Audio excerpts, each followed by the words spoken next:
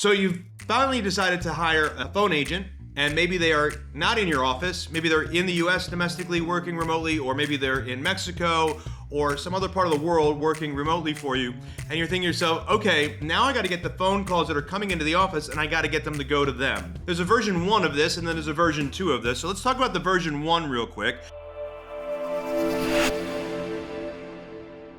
So we have the phone calls that are coming into the law firm, right, from the cell phones that are being dialed into the law firm, right? Normally you answer it on the desk, hello, law firm, right? Now you got to get these phones over to this agent. And let's say you've got a VoIP system, whether it's Comcast or Cox or RingCentral or whatever, you got this VoIP system that you have, or maybe you have an old-fashioned like copper system. There's copper wire going into the building and you're still using like the old-fashioned world. Nothing wrong with any of this. So you've got a couple of choices here. Also, if somebody doesn't pick up in your office, whether you do round robins or you do simultaneous rings or it goes to one person, it doesn't matter. If somebody doesn't answer the phone within so many rings, it goes over to an answering service, right? In our world, that would be like Smith AI. Some people use Lex Reception. There's lots of them, right? So you've got your VoIP system and you got an answering service, which is like rolling over if you don't get it answered in so long. But now you've got this human, right, that's sitting out here in another country. Let's say, for the sake of argument, that this is Mexico. Some people say, oh, well, my VoIP system doesn't work in Mexico. Like Comcast doesn't work in Mexico or Cox doesn't work in Mexico. It doesn't need to. All you need in Mexico is an internet connection. Usually what can happen is the way we get these calls over to this person is either we forward, also known as pointing, the phone number from VoIP over to the phone number in Mexico. That's one way to do it. So what would happen is you would add another VoIP system. If you're using copper over here or whatever, you would add another VoIP system like, let's say, CTM. That's what we use, call tracking metrics. We would add a phone number from this VoIP system and we would forward this over to this phone number. In the law firm, you'd hit *72 and you would type in the phone number that you want to put it into, which is this VoIP phone number. And voila, all the phone calls that ring into the law firm will now automatically go over here.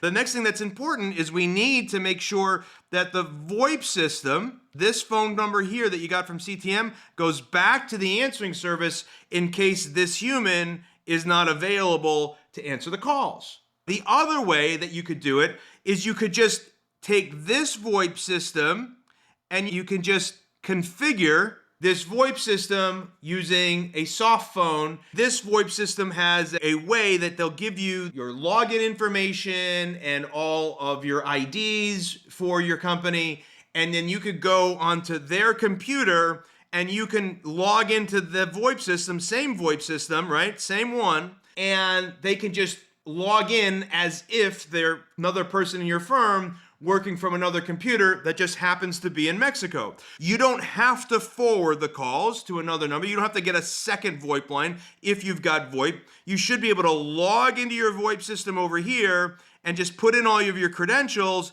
and it'll work. It has nothing to do with them being in Mexico or Timbuktu or anywhere else because it's just the internet. But if for whatever reason your VoIP company won't allow you to do that, then all you have to do is set up CTM or whatever other VoIP company you have and forward the lines over. That's kind of the simplest, easiest way. It just means you're going to end up with 2 VoIP companies, and it usually isn't necessary, but in some cases it is, whether you don't have somebody on your team that can figure it out or can't figure it out. That's the other way to do it. Now, again, you have to make sure that you have this answering service set up. Whether the phones were answered the old-fashioned way in your office and they were missed, they go to the answering service, or they go from this VoIP person over to the answering service. So this way, we know that calls are never lost. It's super important that calls are never dropped. This is what I would call version 1. Version 2 of this is this exact same situation. It's the same, except we take this situation here, these phone calls that are coming in, and we bifurcate them. What I mean by that is we have new client calls and existing traffic. So existing traffic obviously are opposing counsel, courts, existing clients, third parties, whatever.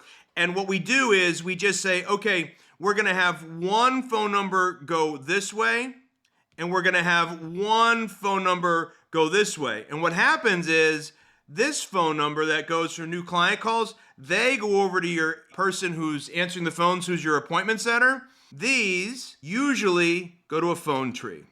And so it's like, if you're another attorney, press 1. If you're calling from another law firm, press 2. If you're calling from the court, press 3. If you're this, press 4. Your existing client, press 5, whatever. And so point is that you manage these through the phone tree. New clients always get pointed over to the appointment setter. All that means is you're going to your VoIP company, and usually this is like a Ring Central or a Call 8 or whatever, a company who you can go get relatively inexpensive tracking phone numbers, and you're just setting up all of your marketing to have these new client calls point over to this phone number, and they're always covered because they go over to the answering service if they don't get it, and all other traffic goes here, which means we have to train clients that they should call the new number. Do existing clients sometimes Google you and call you on your tracking number? Yes, they do. That's why they have something called smart routing. So most of these systems have smart routing, which basically say, hey, if this number is in our system, then send it here, right? If this number isn't in our system, then send it here. So if somebody called the new client line and it was an existing client, the smart routing would automatically send them the phone tree. If somebody called the new client line and the phone number is not in the system, it's going to let it go through the new client line.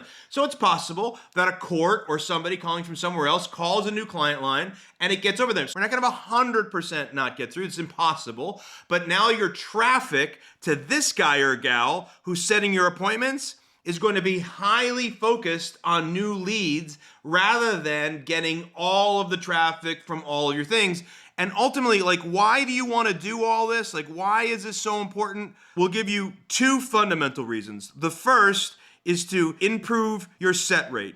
So you can set more appointments without spending more money on marketing if you get this right, because now we're sending all of our phone traffic for new appointments over to an expert who can set that call using the 11-step script. And the second reason is we increase what we call CST, client success satisfaction. We get happier clients because they don't feel like they get bounced around more when you start using things like smart routing, okay? So again, I hope this helps you understand exactly what you have to do. You do have to figure out first how to get these phone calls over to this individual, and that really depends on what type of phone system you're using here, whether you're going to forward them or you're going to start a new VoIP system and you're going to forward them, or you can just take your existing VoIP system and you can configure it, right? So that you can just have them log into it one way or the other, always having the answering service as a backup so we never ever lose a call. And then version 2, we're going to bifurcate the traffic using smart routing so we can make sure all new clients are answered by the expert in setting appointments, and all existing traffic from third parties, courts, clients, whatever, are going to go over to a phone tree so we can route their calls appropriately and send them to the people that need to be dealt with. I tell law firm owners all the time, one of the people you need on your firm is what I call the magic wand.